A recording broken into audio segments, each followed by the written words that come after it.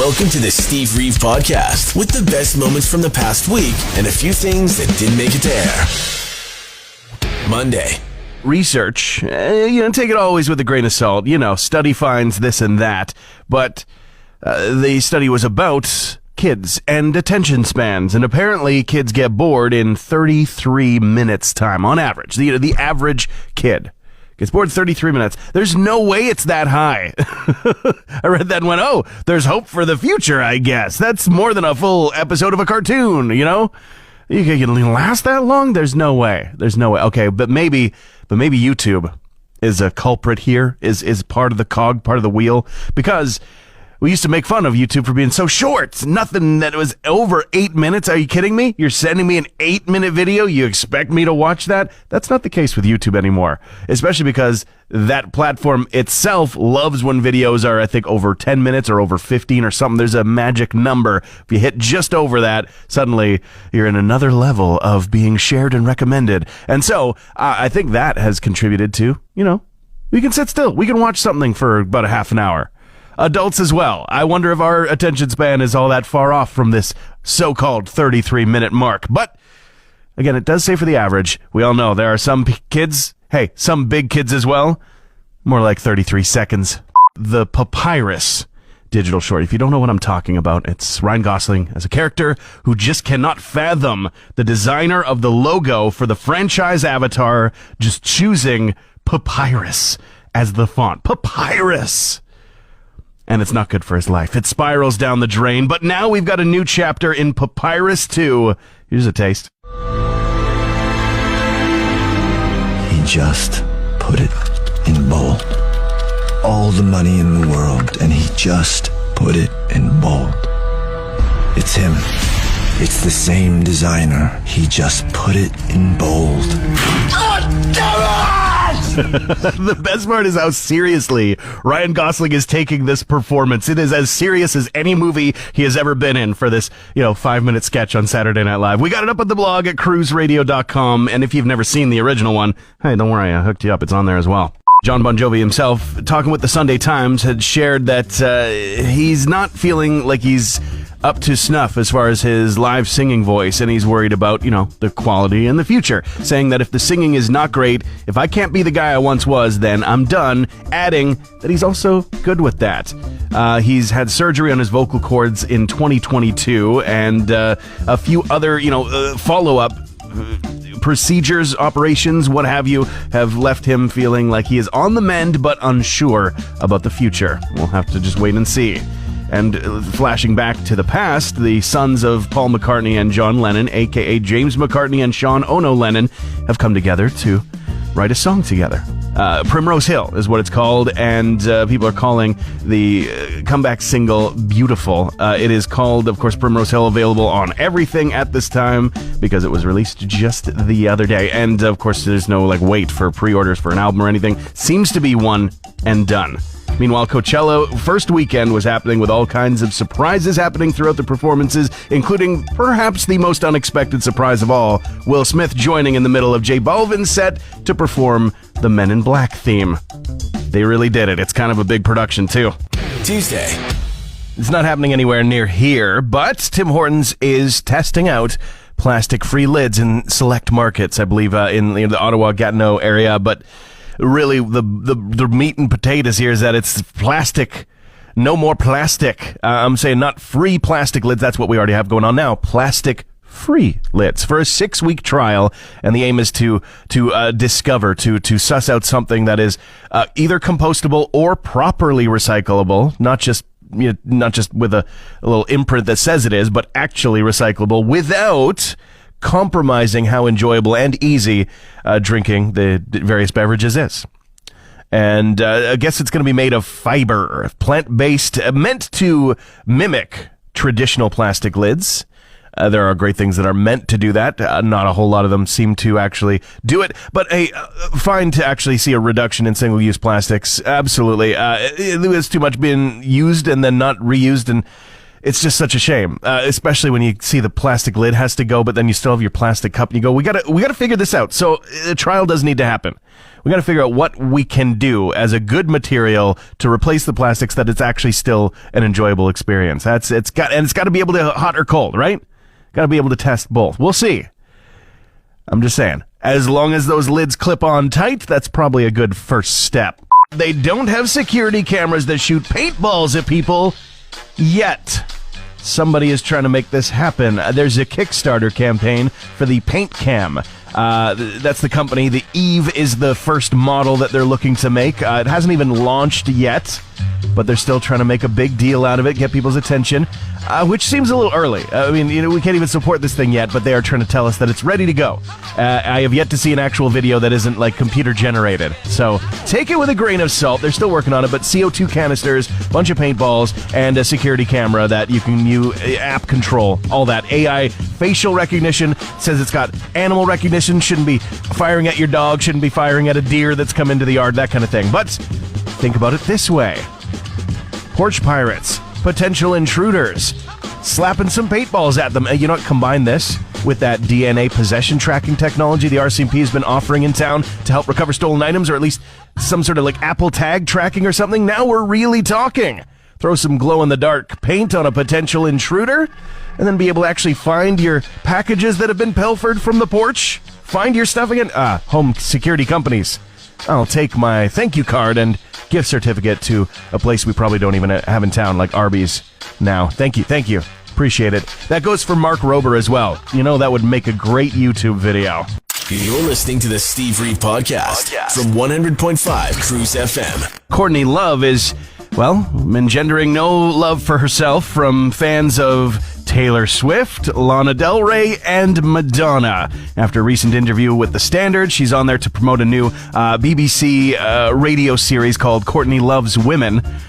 She then decided to speak disparagingly about Taylor Swift, considering her that she's probably the Madonna of now, but she's not interesting as an artist. She's not important, and also went on to say that Lana Del Rey should probably take 7 years off, after she just had a really great set at Coachella for weekend one and is going to be doing it again this weekend. I don't know, weird timing promoting your podcast about women, but I digress. Morrissey in the news after announcing a new live album reissue and a couple of special event concerts. So the live set that is going to be reissued is coming from a performance in Paris from 1993, long time since. And the two special event concerts will, maybe happen. I would get the insurance on those tickets. And Hall & Oates in the news once again after being asked if there was anything left in the possible realm of reunion for Hall & Oates. Daryl Hall said no in an interview with Rolling Stones. Basically, Oates said, you can ask Daryl the same question, but yes, as far as I'm concerned, I've moved on. I feel like I have a new release on my creative life. This is after very bitter legal battle between the two members of, the duo that gave us so many great 80s ballads. After last year, no love between the two of them. There's a very, very, very fun-looking event on the calendar in the very near future. May 4th is the Local Hero Foundation's MASH Bash, and I'm here with the Executive Director for the Local Hero Foundation, Lorna Ash. Good morning. Hi. Good morning. You must be so busy. There's so much to do ahead of something like this, and May 4th is getting closer. It's getting closer, It's one of those things you start thinking of the date, and you look at the calendar, and the butterflies go, but it's so much fun planning this one. And tickets are on sale, and people are already going. We gave some tickets away and everything, which is so exciting, but I'm sure there's a couple questions that some people might have. One is, what's the Local Hero Foundation, and what do you do? What does the organization do in town, and what is the MASH Bash all about? So we'll start with number one. All right. So number one, what is Local Hero Foundation? So we are the Helicopter Emergency Response Organization, and we all love acronyms. So yes, that is what HERO stands for. We are the only helicopter medevac service here in our region. So regardless of what some people might think or have been told in the past, yes, we are the only one here in our region supporting the region. We are a charitable organization that have been around for 11 years. So we're count on donations and grants. Yes. There is never, ever a charge to the patient that's transferred. In a vast region like we have, we've got all our rural communities. We got people traveling north on the highways, south on the highways, going back and forth to work every day, whether it's an incident, whether it's a medical concern, someone's having chest pains or a heart attack or whatever out at site. That's where we get called in, right? Yeah. So you call 911 if they figure it's urgent and time crucial. Local Hero gets that call and gets dispatched. Yeah, there's so much, like you said, space around us. The forest is vast, and there are so many people exploring and camping and having fun. There are traditional, trap lines and things, and we know that the weather can play a role and all these factors. So it's so vitally important to just have organization that's there that we can rely on, and this is a great way to support. So the Mash Bash is a fundraiser with a lot of fun to it on May 4th. First of all, I grew up watching MASH, or the reruns. I love the show. And it's all sort of themed around that, but really also with a very real life-saving impact. Absolutely, yes. Like I said, we are dependent on our fundraising and our donors and our sponsors. But this theme this year, so every year I keep being told that, you guys put on the greatest events because it's a big party. Yes, it's a big party. We have a ton of fun. We always have a great theme, like you mentioned. But this one really hits home because it is where MASH takes part during Korean War times. Yeah. And that is actually where helicopter medivacs started, was during the Korean War.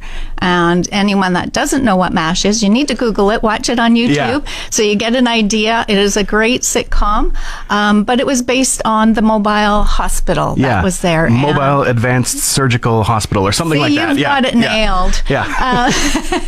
So with that being the history of where Medivac started, and it was following the Korean War, that it was all about bringing the Medivacs into the civilian world. So that's where we'll be taking the whole thing and keeping that fun and humor in the event. So the show was obviously comedy, it was very funny, but they knew at the times when it was serious, and that was when they were taking care of people's lives, which is exactly what's going on here. I see the connections. Barracks tables of 10 are available. Report for duty to Fort McDonald Island Park. I love all these things that go along with the theme. But if people want to get their tickets, how do they do that right now? You can just go to localherofoundation.com. Thank you so much for taking the time this morning, Lorna, and we hope it's a jam-packed event. All right, we'll see you all there.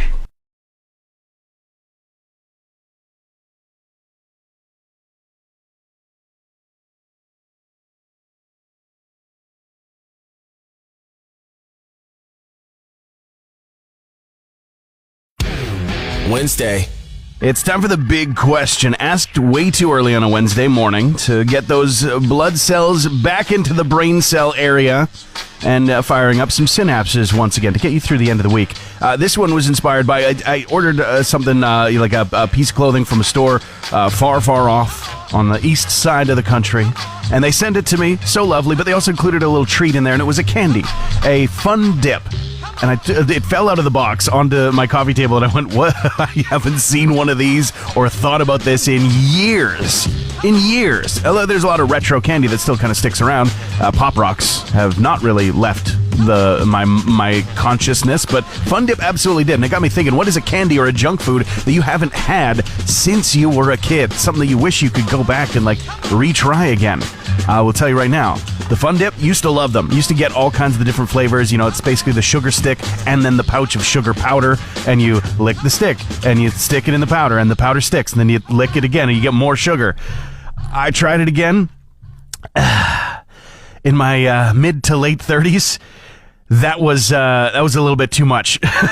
My taste buds can't handle that stuff no more, but I was excited to try it once again in my somewhat elderly age.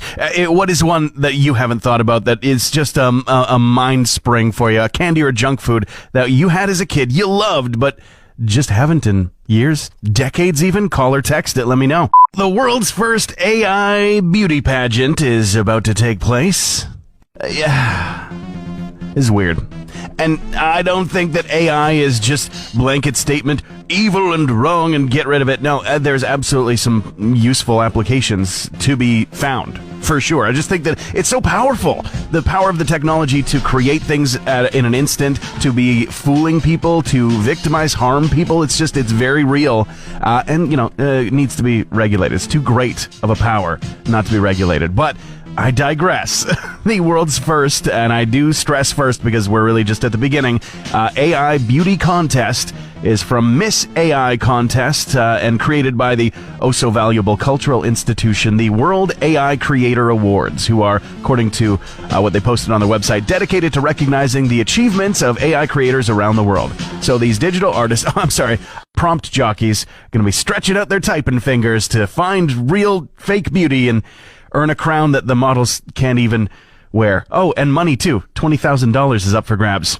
Live Nation, parent company of Ticketmaster, could be getting sued on antitrust law grounds by the U.S. Justice Department. This was a story broken by the Wall Street Journal, but it's still in reportedly and allegedly status until something is actually filed. The reason, though, of course, is due to the apparent ticket operations and undermining of competition in the live music industry. More to come on that. Metallica frontman James Hetfield took to the internet, to Instagram, to let everybody see his brand new tattoo, a tribute to Lemmy Kilmister, frontman for Motorhead, and saying that without him, there is no Metallica. There would be no Metallica. It's, of course, an ace of spades, and it includes a pinch. James Hetfield says, a pinch of the cremation ashes from Lemmy Kilmister, which he was so graciously gifted. The Who in the news, at least Pete Townsend and Roger Daltrey recently saying that they have something in the works. Some one last hurrah. It seemed like they were hinting at maybe a final farewell tour. However, on the Sound Up podcast, some clarification has come from Pete Townsend saying that he's not doing a farewell tour. He says he thinks he was being sarcastic about it when he was talking about it, but he does not feel the draw or the value other than money in touring anymore, and he doesn't see that as a good enough reason. Thursday.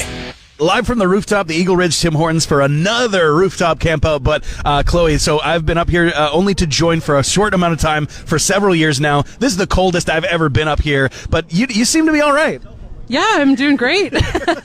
From everybody who's been camping up here for night one of the 3 nights that you guys are spending, total of 100 hours, I think you were the only comfortable one last night. What's your secret? Minus 40 sleeping bag. It's very key.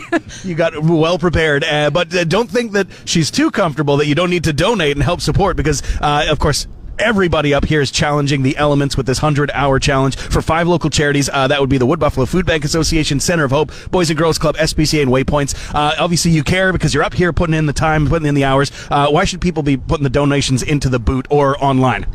The donations go to support these great charities. Like, we're up here volunteering our time because these charities do amazing work in our community, and we just want to keep them going and support them. Right? I mean, like 100 hours compared to all the work that they do in a year is nothing, right? Oh, exactly. Yeah. It's nothing. And challenges have been put out. I know that there's a big challenge of $1,000 to get some of the guys up here with their magnificent mustaches shaved. Ice bath challenge for you and another person up here on the line. What do people have to donate to make that happen? Well, to make me get an ice bath, we need $500 by noon, and I'll sit in that ice bath for 5 minutes. Holy cow. Okay, braver than I. You're definitely not going to be as comfortable as you were last night in your minus 40 sleeping bag. Thank you so much, Chloe. And of course, it's ongoing until Saturday morning when the firefighters get to come down after 100 hours. There's a pancake breakfast that also helps with the fundraiser for the 5 local charities. It's all going off for the 11th annual Rooftop Campout right now. Make sure you support.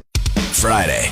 I just wanted to take a second for a big congratulations to my significant other, but not only. Apparently, just in the session that she was taking part in yesterday morning, 131 new Canadians became citizens, including her, originally from New Zealand and living here for a long, long time, well over a decade, and finally decided, it's time to make that thing happen. And it did yesterday, officially a Canadian citizen now. So huge congratulations to my love, and of course to everybody else who's joining the greatest nation on the planet. I mean, she might say second best, but it's pretty good. The organization's Bare Necessities Tour and Travel, as well as Norwegian Cruise Line, for a nude cruise that will be having its maiden voyage in 2025. Don't need to really spend money on a brand new wardrobe. You save up for the sunscreen instead. Probably a good idea. Having been on one cruise in my life, and only one cruise, I don't think I'm very seasoned. I don't think I know the entire experience, but I will say this. There's a lot of people on a cruise that you share the boat with that you might not want to be so nude around, / might not want them to be nude around you. A very real possibility. You gotta be careful what you wish for. I'm saying it's a monkey's paw kind of situation. And I'm not just saying that because you might see a monkey's paw growing off of somebody. It's just because, you gotta be really, really comfortable in yourself and with others to be able to experience that. And therefore, it does call to those naturists amongst us who go, that sounds fine. That sounds great. More power to you. Sounds great. There are, of course, going to be some rules involved in being nude so that everybody is safe and everything is enjoyable. Naturally. But, I don't know, would you do it? Would you take the cruise? Depends on how much money it costs, I guess. Really, that's the bottom line. If it's cheaper than others, especially because you don't have to pay for the wardrobe, hey, okay, now we're really talking. Hey, Alexa, play the Steve Reeve podcast. Based on the life of Frank Sinatra, Martin Scorsese is reportedly going to be directing and working with a longtime collaborator actor in most of his movies, Leonardo DiCaprio, to play the titular role of Frank Sinatra, and as well Jennifer Lawrence apparently to play second wife actress Ava Gardner within it. This is all unconfirmed, but very, very likely. One of those Hollywood leak kind of situations. And sad news as well, as we've learned that Dickie Betts, guitarist for the Allman Brothers Band, co-founder of the band, he's died at the age of 80. He was at his home in Florida, had been battling cancer, though the Rock and Roll Hall of Famer did not have a cause of death directly specified, only speculated. Big music industry legacy, very, very significant and sad to hear as death happened Thursday night. Beyond that, did not find any other music news headlines other than the endless swath of stuff about Taylor Swift's new album. Couldn't wade through it. All week long, we were playing the Record Store Day score, and in the end, we do have to find ourselves a grand prize winner, and I think that we have done that. Calling them right now. Let them know the good news. This is Josh, yes? Okay. Yeah, earlier in the week, you played the Record Store Day score, and you've won the Record Store Day score. The grand prize is all yours, man. Awesome. So that's a Gemini turntable with the satellite speakers and $200 in vinyl records from the music room at the All-In Sports Den for you. Wow, that is sweet because I've got a lot of vinyls but no vinyl player, so let's fix awesome. that. Let's solve that problem for you.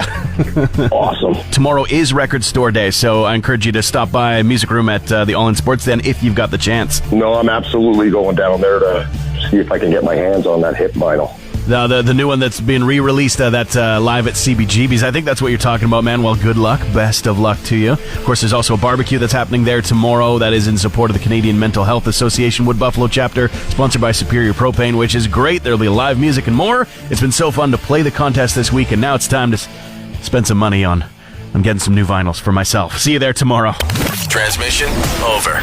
Want more Steve? New podcast episodes happen every Friday, or just tune into the Steve Reeve Show. Weekday mornings starting at 5:30 a.m. on 100.5 Cruz FM.